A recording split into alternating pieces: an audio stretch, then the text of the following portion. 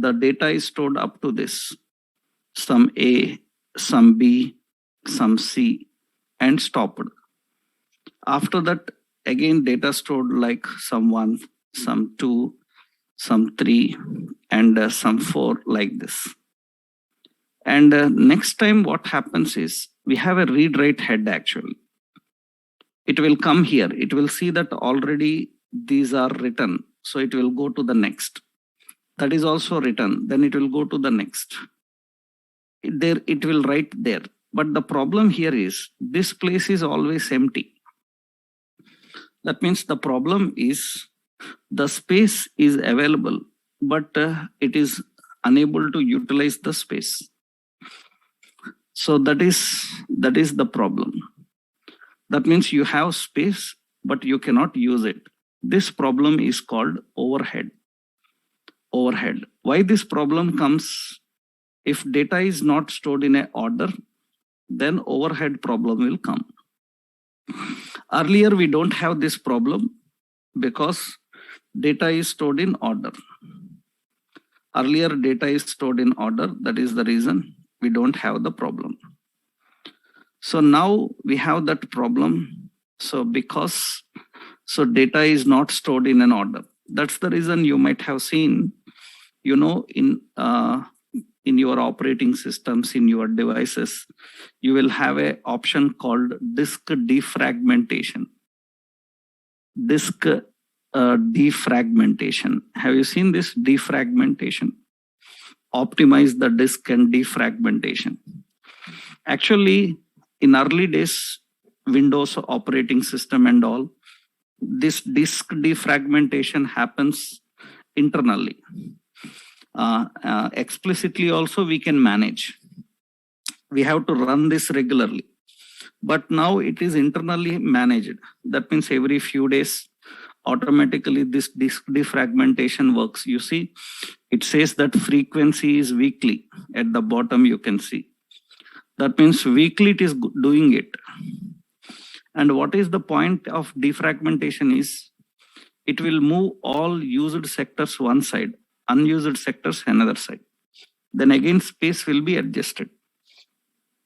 Space will be adjusted. So technically,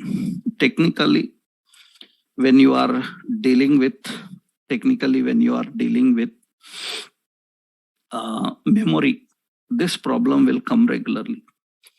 And what is the solution for this is, we need to store data in a sequential order. If data is stored in a sequential order, then this problem can be avoided. So for that reason, the concept of arrays were introduced. So the main purpose of array is to reduce overhead and to reduce the complexity. Actually, arrays can reduce overhead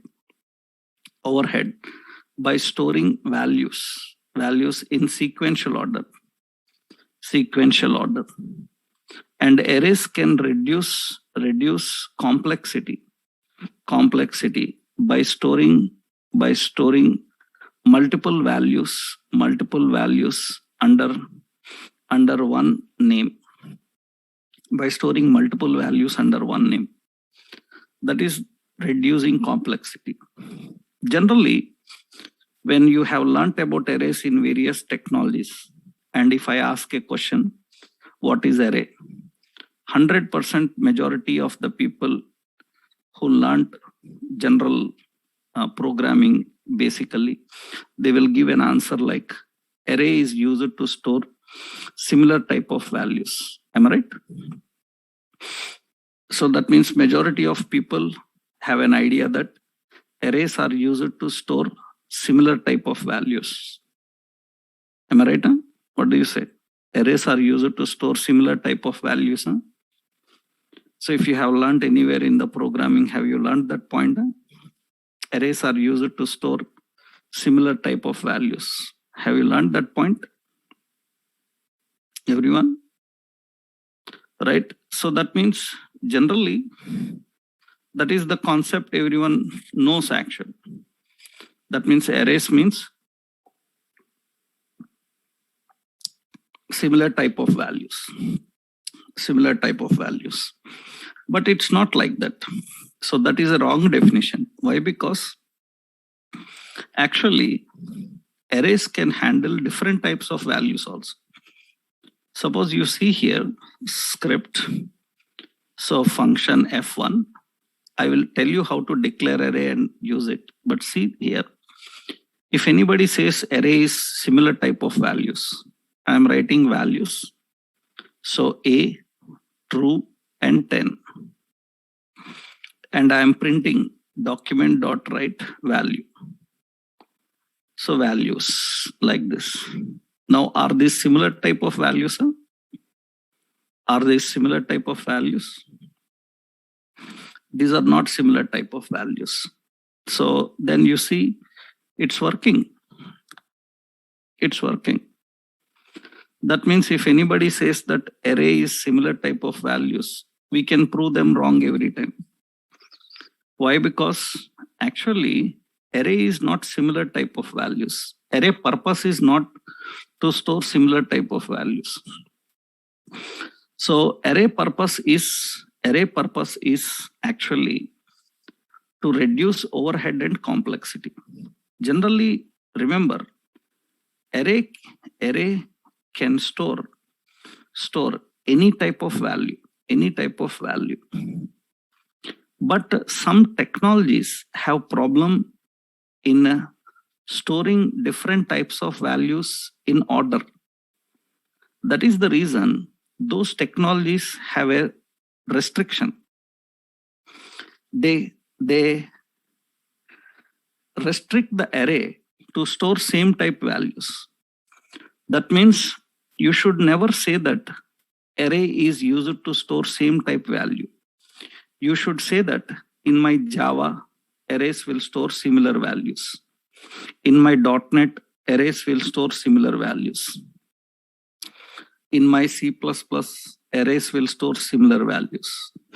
So you should not say that array will store similar value, because in every technology, it's not like that. So several technologies, array can store different types of values. So universally, don't give your technology definition as array definition. So that means array is not same everywhere. Actually, in your technologies like Java, .NET, and C++, like in those technologies, they have a problem in allocating different types of memory in sequential order.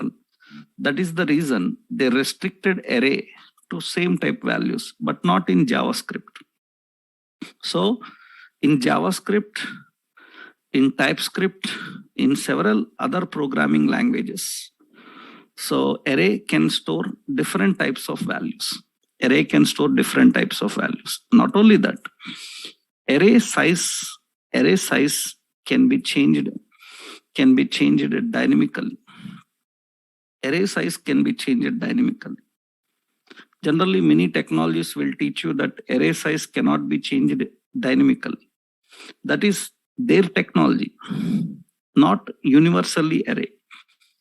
That means everybody have to learn that arrays you have learned in Java is only for Java. So for .NET, it is only for .NET. Don't apply that restriction everywhere. Everywhere it will not be like that. It will change. So in JavaScript, array can store any type of value. Array size can be changed dynamically. Actually, in other technologies, their arrays cannot change the size dynamically, and their arrays cannot store different types of values. That's the reason they use other type of concept, and they call that concept as collection. Do you know it? Have you heard about that? Collections in Java, in .NET. So they have a separate concept called collections. So why they have a concept called collections? Because array cannot have that behavior. But in JavaScript, array have that behavior. That's the reason JavaScript doesn't require any collection. So array have the behavior. Array have the behavior of collections. Array have the behavior of collections. That means array works like a stack. Array works like a queue. Array works like a hash table. So that means a dictionary collection. So array can have all the behavior. Here you don't have any stack or queue or hash table or anything. One array for any kind of collection. It can have stack behavior, it can have queue behavior, it can have a dictionary type behavior. So that means you don't have any stacks, queues, or anything else. Here, simple one array can do everything. So array have lot of behaviors. Array size can change dynamically. For example, suppose how to declare arrays, I will tell you, where values is equal to new array, some size is 2. In that values, I am 0. At 0 index, I am giving 10. Values of 1 index, I am storing 20. So values of 2 index, I am storing 30. Values of 3 index, I am storing 40. So technically, we are doing that.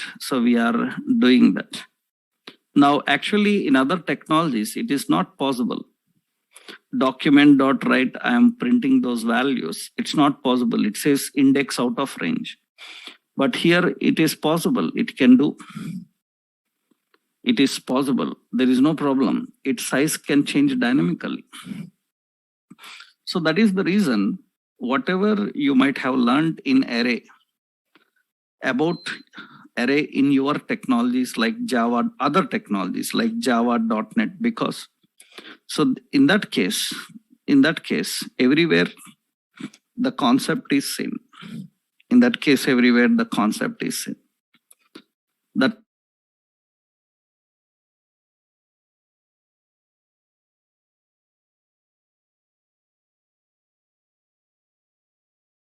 dynamically, and they can hold only similar type of values, but not here in JavaScript.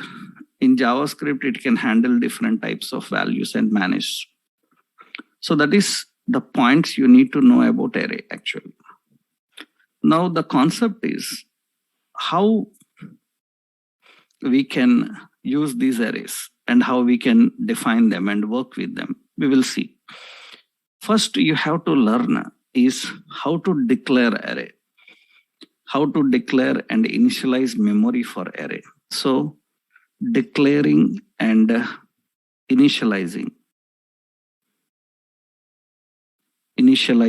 declaring an initialization of memory.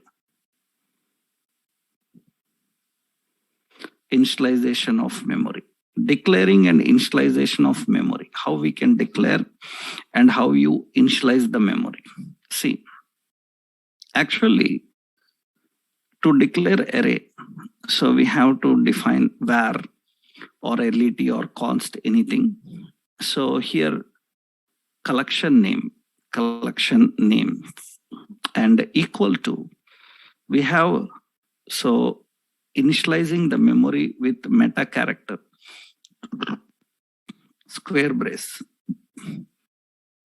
This indicates that, square brace, it indicates that it many values, means more than one. There is another option. So where collection name with a new array constructor. So new is memory allocating operator. You call it as dynamic memory allocating operator. It is dynamic memory allocating operator. It allocates memory and in that memory, you can store the values. Array type memory. What is difference is, in this additionally, you can even mention the size, but size is not standard. If you want, you can change. If you want, you can put a restriction also, but that means by reading the size, you can avoid adding more values into it. How that cannot be done internally, you have to write logic for that. That means you have to explicitly write the logic and verify that. You have to explicitly write the logic and verify that. That's what we have to do. Generally, we need to do for that. So that is actual two differences. So you can configure and declare array in these two ways. This is declaring array. So that means you are declaring array by using these two methods. We can write like this. So where categories is equal to, it's an array. And we can say where products is equal to new array. And additionally, you can mention the length, but it can be modified later. If you want, you can change that length. Dynamically, you can change it. So that is the difference between array meta character and array constructor. You can configure array in these two ways. You can define in these two ways. So this is declaring. That means you can declare and initialize memory by using meta character, so or array constructor. So what is a constructor? We are going to discuss. We will see. Constructor is nothing but, actually you should know a simple point that so constructor is responsible for creating an array object. So constructor is responsible for creating an array object. So it is used for instantiation. We call it as instantiation. Instantiation means creating of object. Constructor is responsible for instantiation. That means array constructor is defined like this. That is array constructor. It creates an array object so that it can hold the array values. Yeah. Next important here is generally how we can store the values into array. That means how you can configure and store values into array. Remember, storing values into array. How we can store values into array. Actually, to store values into array, so values are stored and accessed by using property. By using property. Actually, array property is same as index number. Array property is same as index number. So array property is a string type. Property. So that maps to index number. This is what another key point you have to know. Actually, I will show you this point. Generally, when you allocate memory, so for array, see here, generally, I am declaring where suppose values is equal to 10, A, and true. Like this, we stored some values. In the memory, how they are stored actually, that's the point you need to know. The memory is allocated here. The memory is allocated for values. So for values, the memory is allocated. This is the memory allocated for values. Now in this memory, so 3 partitions will happen now. So the memory 3 partitions will happen now.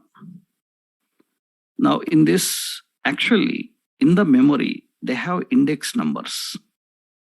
In the memory, they have index numbers. That means, so 0, 1, and 2.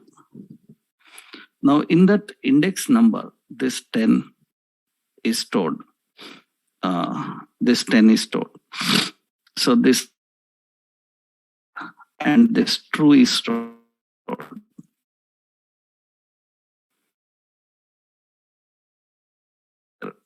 Like values of 0,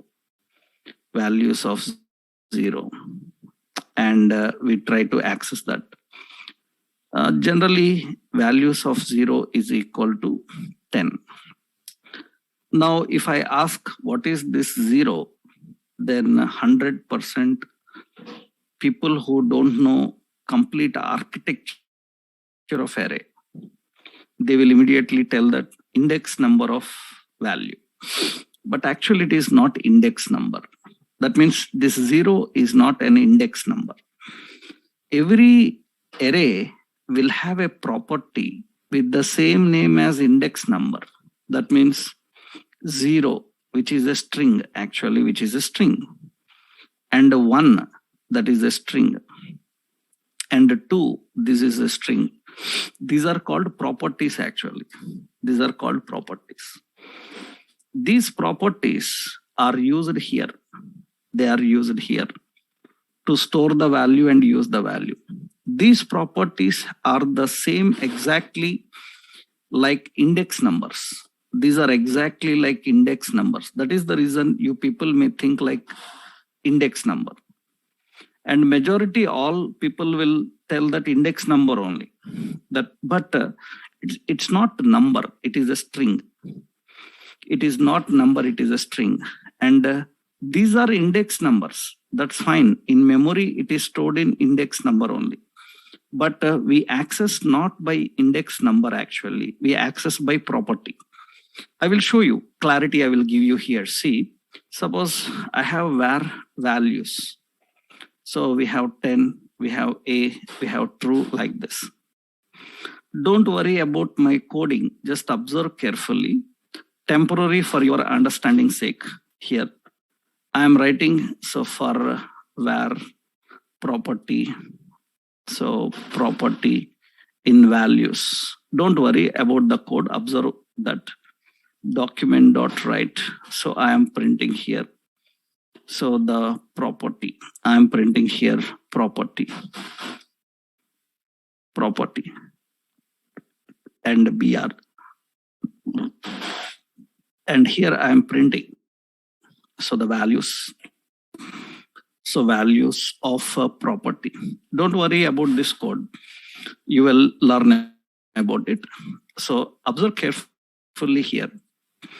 This is 0, 1, 2, 3. 0, 1, 2. And obviously everybody thinks that they are numbers. But we will try one thing. See what I am doing here. I am writing a logic here. I am writing a logic here. So I will say type of that property. Now tell me, is this property returning a number there? Property returning a number, na? Right, 0, 1, 2, 3. Property is returning a number. So property is returning a number. And I am trying the property type. Type of property means it should return number. Data type of that property. It should return number. But see here, it is returning string. It is returning string. It is returning string. That means you are not using index number, you are using property. That property name will be same as index number. That's the reason you feel like it is index number. It is index number, but actually it is property. Observe carefully. I will do like this. Values of, in the quotations, I will write 3. In that, I will store John like this. John. Now I return as a string, so not as a number. And you see that at 3, it is stored. It's working. But it will be displayed as a general. It is a string. It is a string. I return as a string. Have you observed that? That's a string. In order to read it also, I can read like a string. Read like a string. So how the values are stored and accessed from array? So the values are stored and accessed from array by using the reference of property, not by using the reference of index. The property will be the same name as index. That's the reason it may look like index. But actually this is property. That is property. And property type is string. So property type is string. So here we need to read it.